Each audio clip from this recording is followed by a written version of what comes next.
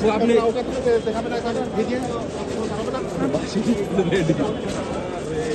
কিছু বলবেন?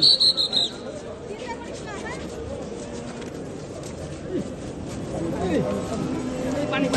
পানি পানি পানি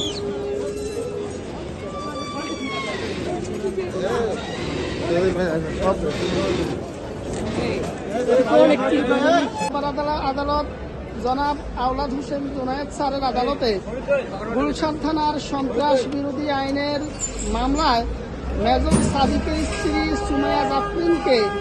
সোনারেল দেখানোর প্রার্থনা করা হয়। উক্ত মামলার তদন্তকারী কর্মকর্তা এই মামলায়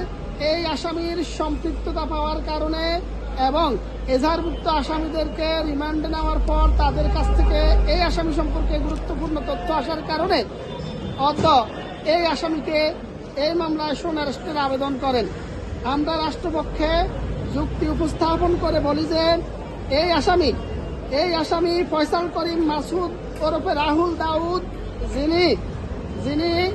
শরীফ ওসমান হাদির উপর আক্রমণ করেছেন, সেই শুটার ফয়সাল সহ ঢাকা শহরের অনেক শুটারকে এবং সারা বাংলাদেশের আওয়ামী লীগ, যুবলীগ, স্বেচ্ছাসেবক লীগ এবং নিষিদ্ধ ঘোষিত সংগঠন ছাত্রলীগের প্রায় 300 থেকে 400 নেতা কর্মীকে ইতিপূর্বে এই ইকেবি কনভেনশনের সেই গোপন ষড়যন্ত্রের অংশ হিসাবে প্রশিক্ষণ কেন্দ্রে প্রশিক্ষণের সাথে সম্পৃক্ত ছিলেন। তিনি সেই ঘটনার সম্পূর্ণ ডাটা প্রসেসের সাথে সম্পৃক্ত ছিলেন। তিনি মেজর সাদিকের স্ত্রী, তিনি অর্থের যোগানদাতা, প্রশিক্ষক এবং মূল সমন্বয়কারী হিসাবে শেখ হাসিনা, সাবেক ফ্যাসিস্ট প্রধানমন্ত্রী, এই দেশ থেকে পালিয়ে যাওয়া শেখ হাসিনাকে, ফ্যাসিস্ট হাসিনাকে পুনরায় আবার এই দেশে ফিরিয়ে আনার যে গোপন ষড়যন্ত্রের আওয়ামী লীগের এই গোপন ষড়যন্ত্রের অংশ হিসাবে হাসিনাকে ফিরিয়ে আনার নীল নকশা বাস্তবায়নের জন্য এই মেজর সাদিক এবং তার স্ত্রী ঢাকা শহরের বিভিন্ন স্থানে, বিশেষ করে গুলশান, বনানী, উত্তরা, কাটাবন, মিরপুর সহ বিভিন্ন জায়গায় তার গোপন বৈঠকের